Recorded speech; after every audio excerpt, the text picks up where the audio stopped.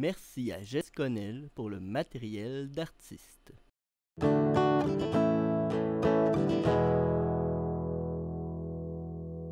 C'était un potin aveugle qui se promenait dans la rue.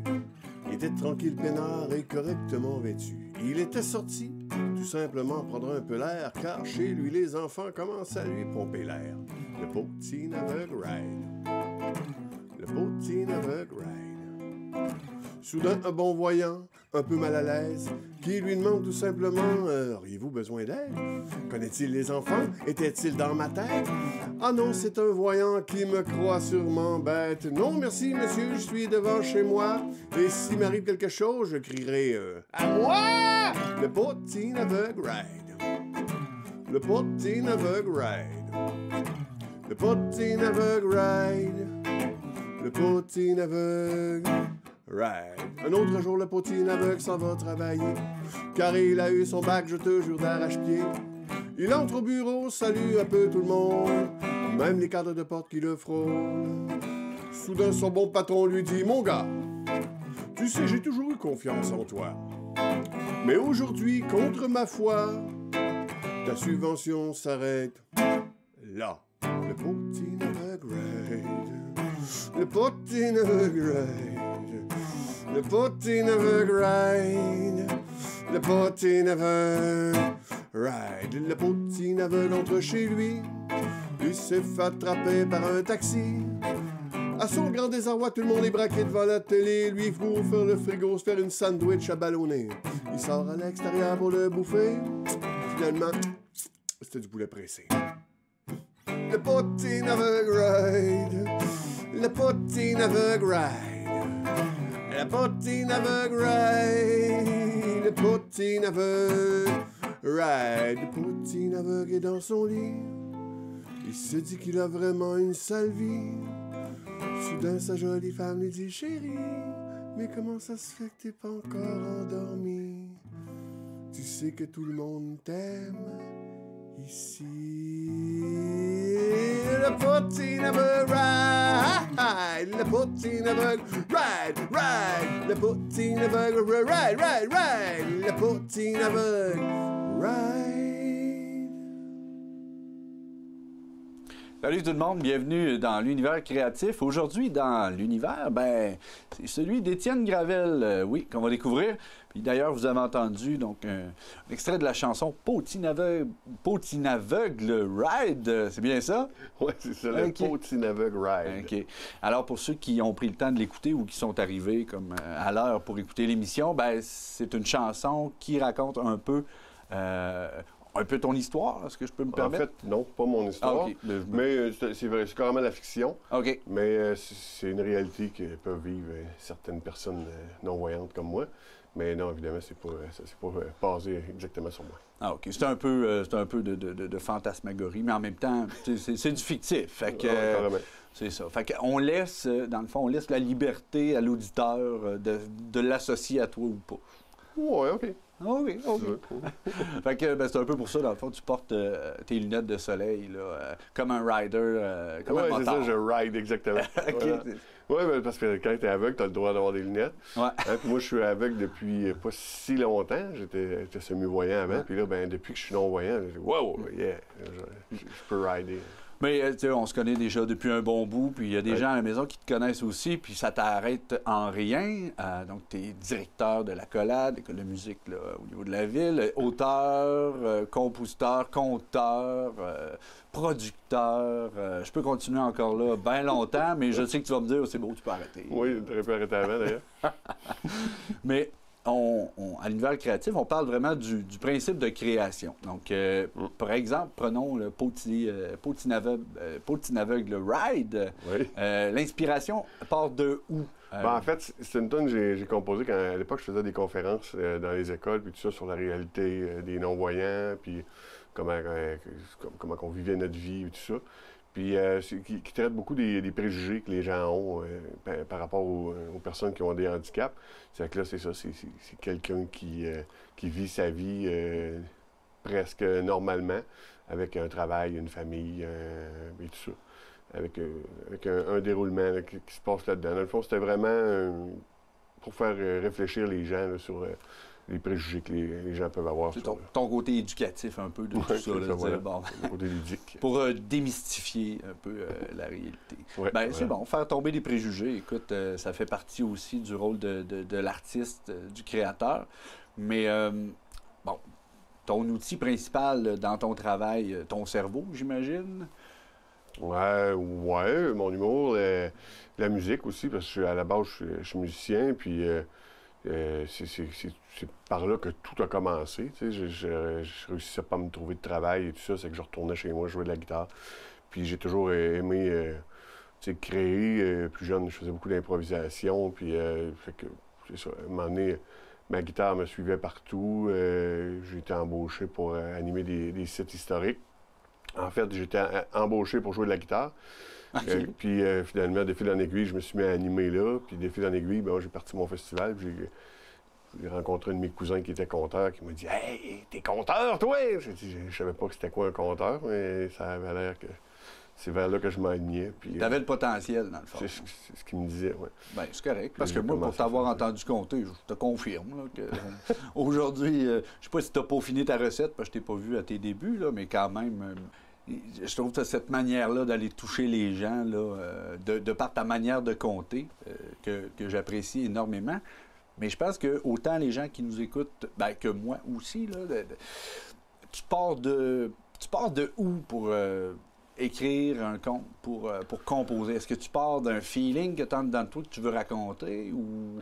Il y a plusieurs sortes de contes. Moi, j'ai accroché beaucoup aux contes traditionnels. Tu sais, il y a des contes contemporains, puis il y a des récits de vie, des choses comme ça que le monde va aimer fabuler autour d'une histoire réaliste, qui vont virer ça dans tous les côtés. Moi, je prends une histoire vraiment un conte traditionnel.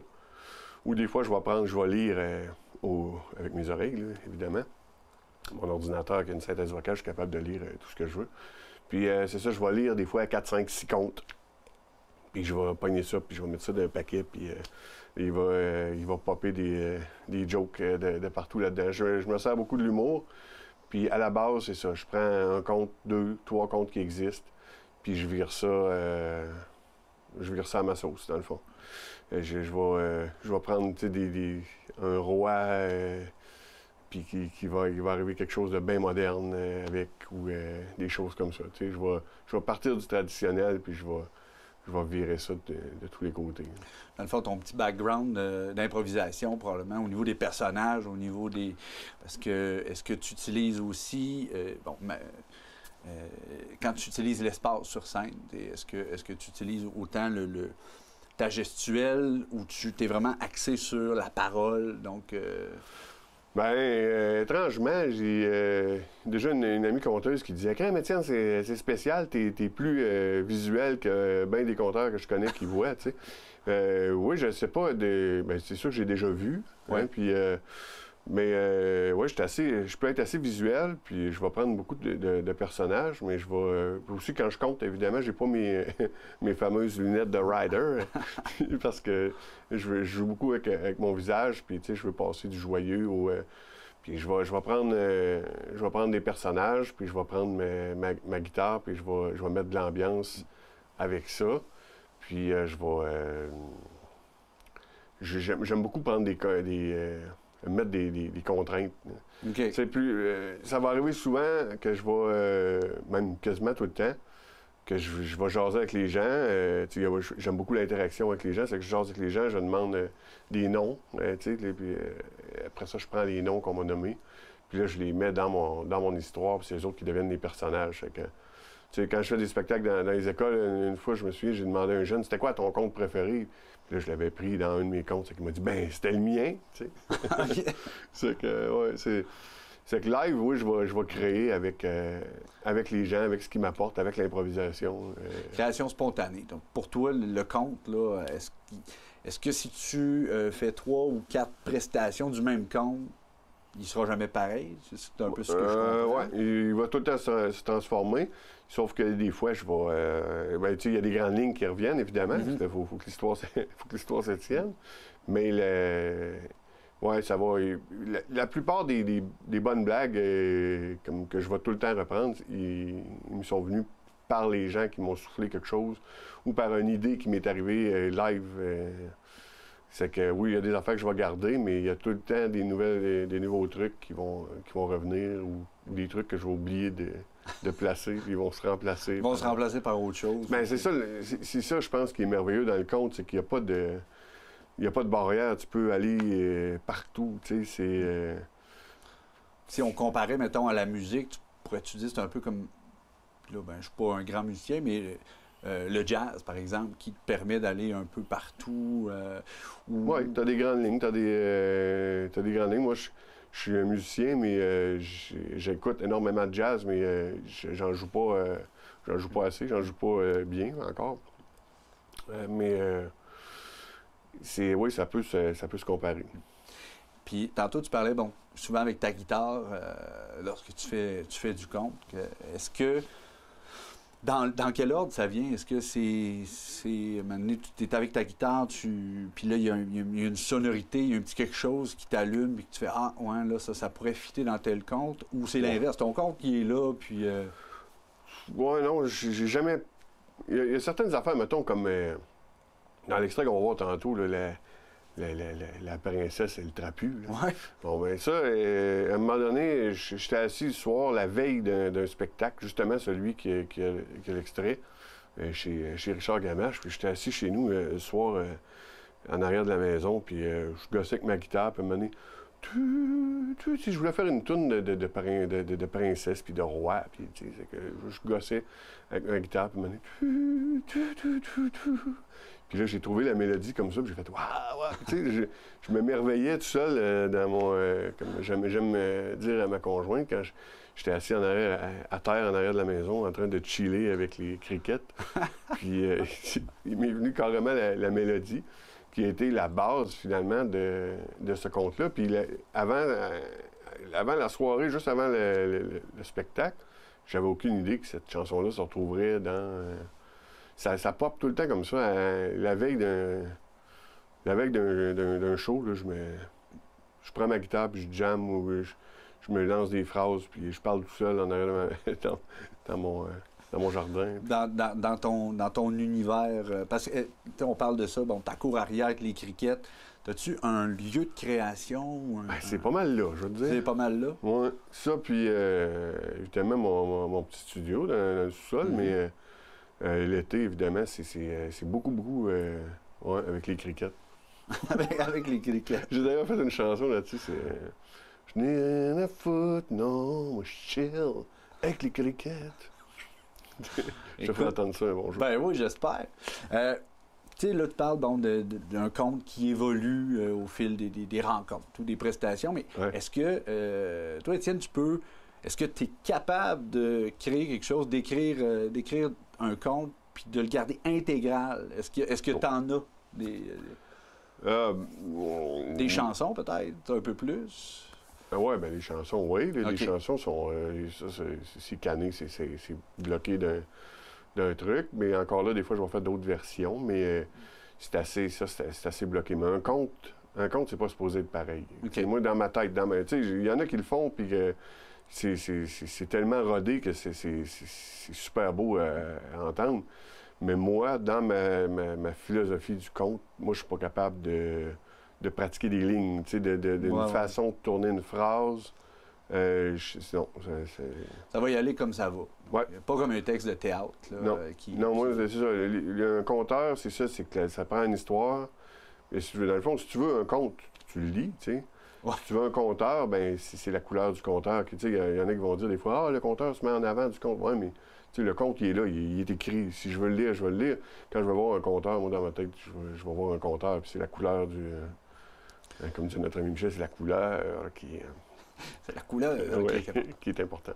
Bien, tu nous parles beaucoup du conte. Tu nous as parlé de ton conte, là, La princesse et... Et le trapu. Et le trapu. Oui. Ben, ça, c'est drôle, ça. Ça, c'est un conte égyptien. Oui, Vends pas les punchs. Je pense qu'on va aller en voir un extrait, puis on va revenir pour en jaser. Donc, je vous invite à écouter un petit extrait de La princesse et le trapu. Égyptien.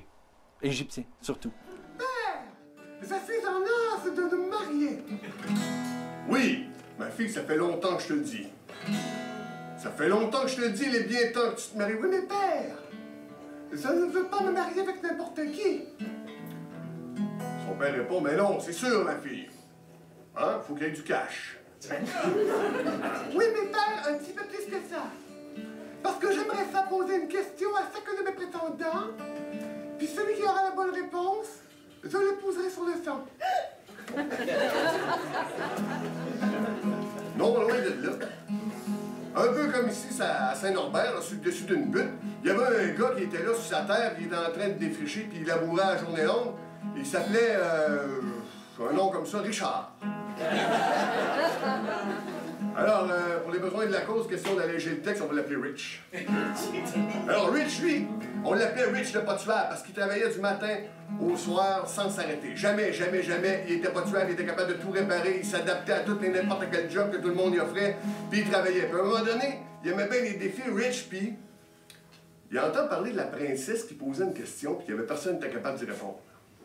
Ah, ça l'a branché un petit peu.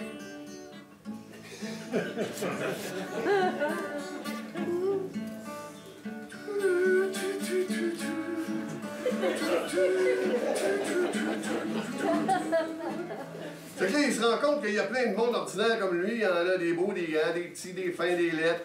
Puis, ils sont tous là en file. Il y a à peu près, je dirais, 150 pieds de gars. Il rentre, puis là, il voit-tu pas la princesse? Belle comme il s'en fait plus. Elle le regardait avec ses jolis yeux et son beau sourire, puis elle dit... Bonjour, Richard. Est-ce que vous êtes prêt à entendre ma question? Rich dit... Oui, certainement, pas de problème. Mais ouais, intéressant. D'accord. D'où vient la sagesse? La quoi? La sagesse! La sagesse.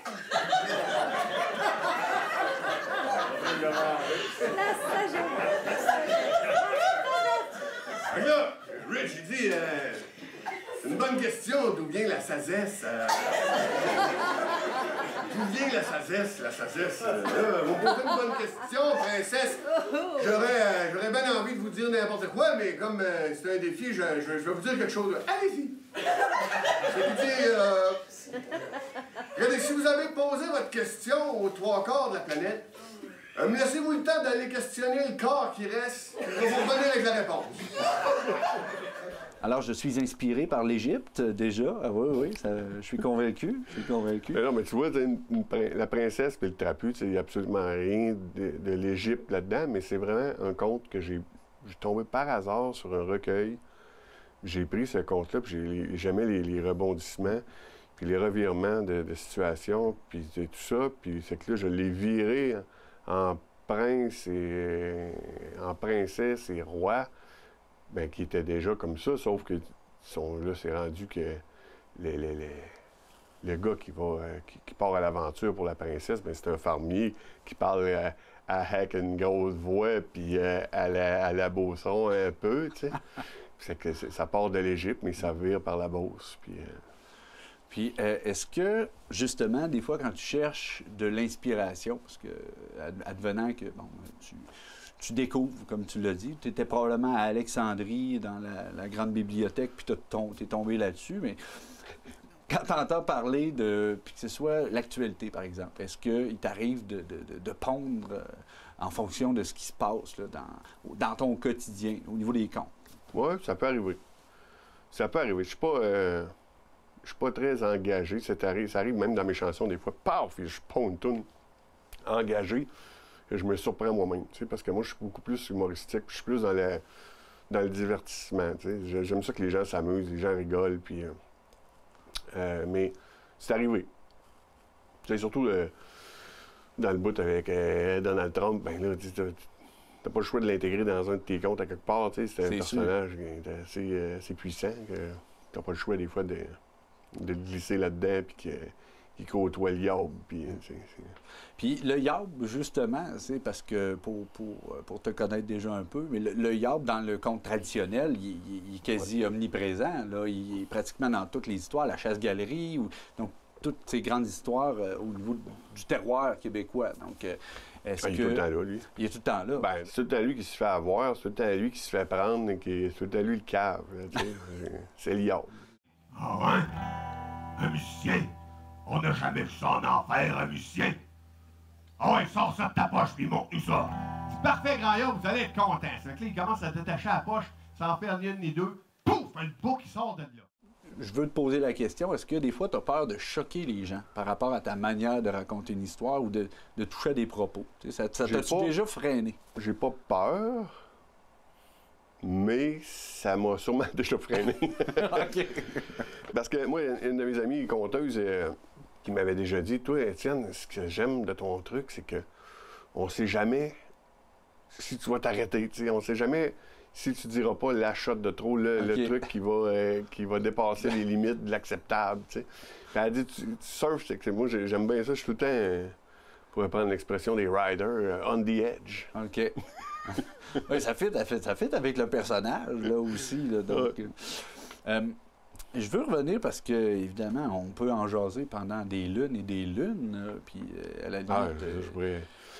Mais on parlait de la guitare dans le conte. Bon, que c'est un accessoire à la limite d'effet sonore là, dans ta création. Oui, c'est une trame. Ouais. C'est une trame, c'est ça. Mais à part la guitare, est-ce que tu travailles avec autre chose? Parce que... Ben, je vais travailler beaucoup avec mes voix. OK. J'ai toujours aimé ça. Tu sais, quand j'étais petit, je jouais avec mes bonhommes, puis il y avait tout. Puis là, ce qui m'insultait, c'est quand mon oncle, plus loin, qu'est-ce que t'as dit, Joe? Puis il embarquait dans mon histoire. Puis j'étais. Là, j'ai failli dire un gros mot, mais tu sais, tasse-toi, mon oncle. Tu sais, il me sortait de ma bulle, puis tu sais, les contes, c'est ça. Je vois beaucoup avec les voix, la guitare. Je compose, en tout cas, du moins en étant enseignant en musique, le piano aussi, c'est un instrument. Ça se prête-tu au conte? Sûrement. Moi, je pensais bon pianiste. Là, okay. Moi, je fais des trames musicales, puis tout ça, je m'amuse avec ça. Puis je fais des arrangements, puis tout ça, puis je vais reprendre 150 fois 3 mesures au piano avec la main droite. Puis, je suis pas un pianiste du tout. Tandis que la guitare, c'est peut-être un peu plus comme une extension un peu de ouais, mais la guitare, autre voix là, dans ton compte. Oui, puis encore là, tu sais, je veux dire, je suis professeur de guitare, puis tu sais, je fais des affaires assez complexes à la guitare pour montrer à des élèves qui sont plus avancés, puis tout ça. Mais dans le conte, là, je vais faire un conte de 20 minutes, puis je vais faire 2 accords tout le long du conte. Là, c'est vraiment un accessoire là, qui n'a pas rapport avec la virtuosité. Okay. C'est vraiment un effet sonore. Puis je me mets pas de pression avec ça. Puis tu sais, le monde dit, ouais, il fait tout le temps le même accord. Puis des fois, ça devient une blague. Je dis, bon, ben OK, attention tout le monde. Il va se passer de quoi dans le conte? Là? Changer d'accord. Puis là, le monde, tu sais, ça relance le truc, le monde rit. Puis tu sais, c'est pour te dire à quel point je peux staller sur 2 accords pendant un méchant bout. Puis je me mets pas de pression musicale là, quand je fais ça du tout. Des fois, je vais prendre un tam-tam. Ou des fois, je vais être assis sur un cajon. Ah, OK. Donc, pour chercher un peu de percussion. Oui, c'est ça. Je vais être assis sur un cajon, puis je vais pouvoir... Tu vas pouvoir faire courir quelqu'un. Ouais. Tu vas pas... OK. Tomber quelqu'un. Ouais. Faire un saut. J'ai une question par rapport au conte, parce que, bon, tu comptes devant différents publics. Tu parlais tantôt des écoles. Ouais. Donc, écoles, là, on parle des plus jeunes, le primaire, secondaire. Oui. Dans ta composition, quand tu montes un conte, as-tu 2 approches différentes, si c'est pour les jeunes ou pour les adultes? Oui, bien surtout les jeunes, mettons, ados, adultes, non, mais mettons, maternelle, 6e année, il y a une grosse différence de ma façon de compter, puis des choix de compte aussi, tu sais. Parce que quand je fais des spectacles dans les écoles, je demande tout le temps de séparer le premier cycle, 2e cycle, 3e cycle, parce que sinon... soit les petits comprennent rien, ou soit les vieux, ils s'ennuient. Tu sais, je veux dire, c'est que... Sinon, c'est... Puis tu pourrais-tu, ben, j'imagine, là, mais faire le même conte, à la base, la même histoire, version adulte, version enfant, oui? Oui, ça peut arriver que je fais ça. T'ajustes, j'imagine, ton niveau de langage ou... Oui, puis le niveau, parce que, écoute, maintenant, avec le temps, tu sais, t'es déjà venu. J'ai organisé le Festival de contes et légendes à Ligue pendant 10 ans, puis c'est la Nuit des légendes qu'on a repris pour pousser le truc, puis tout ça, puis au niveau de de la peur un peu, puis tout ça. C'est qu'à force de travailler sur ce festival-là, ben, je me suis comme créé un créneau de... Tu sais, mettons qu'on m'invite plus souvent à l'Halloween qu'à la Saint-Valentin. OK. Puis les jeunes... Pourtant, t'es un lover, là. T'es un rider, un lover à la fois. Un rider lover. Mais je veux terminer parce que ça passe tellement vite. Ouais. Mais on a fait une petite émission aussi avec des musiciens qui vont, par exemple, composer une chanson, vont pouvoir l'enregistrer, se réécouter.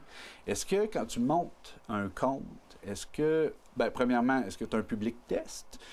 Puis secondement, est-ce que tu t'enregistres tu sais, en deuxième lieu pour te réécouter, pour trouver ton rythme, pour jouer sur... Je faisais ça au début. OK. Oui, je faisais ça au début. Puis à un moment donné, j'ai demandé à mon cousin, qui était mon grand coach, tu pratiques-tu? Il m'a dit, non, moi, je connais mes histoires, puis je les lis le soir avant, puis c'est pour ça. C'est que si, moi, je vais les pratiquer, mettons, un conte que j'ai jamais fait, je vais peut-être pousser des lignes pour trouver des accompagnements, pour mettre des chansons au travers, pour mettre des trucs au travers, je vais les faire, mais je prends plus le compte au début, puis le rendre à la fin comme je faisais tout seul en m'enregistrant. Maintenant, je vais juste virer en rond, comme l'été dans mon jardin ou l'hiver dans mon salon, dans mon studio. Je vire en rond. Comme là, j'ai monté un spectacle de Noël dernièrement, puis je voulais faire de quoi? Bon, j'ai sorti le minuit chrétien. J'avais jamais fait ça de ma vie. Mais il a fallu que je le pratique. Là, okay. Ça, là, ça demandait quand même de la pratique. Quand même si tu évolues souvent dans le moment présent, puis tu le fais dans le présent, tu as quand même un petit souci de performance. Oui, oui. OK. Oui, carrément. Un souci, pas comme un problème, mais un souci d'une considération à la performance. Tu veux être sûr que ça soit bien rendu. Oui. Oh, ouais, je veux pas faire n'importe quoi. Mais de comment je vais me rendre à ces affaires pratiquées-là, ça peut être n'importe quoi. Mais ça va se rendre à des affaires qui se tiennent, tu sais. Écoute, Étienne, le temps est une mesure finie. Ouais. Alors, pour là, c'est fini pour aujourd'hui. Fait que je te remercie beaucoup, mon ami. Ah, merci à toi. Puis bonne continuité. Continue à compter parce que tu fais du bien au monde. Ouais, t'es bien fin. J'espère à la maison que vous avez aimé ça aussi. Découvrir un peu ce qu'est l'univers, là, donc, on va dire, de cette littérature, de ces paroles, de ce personnage qui est Étienne Gravel. Si vous voulez en connaître un peu plus, ben, vous pouvez probablement le googler, trouver de l'information sur les internets. Oh. Sinon, ben, ça va nous faire plaisir de le réinviter pour rejaser d'autres choses avec toi. Salut Étienne. Salut. Salut tout le monde. Salut Sec.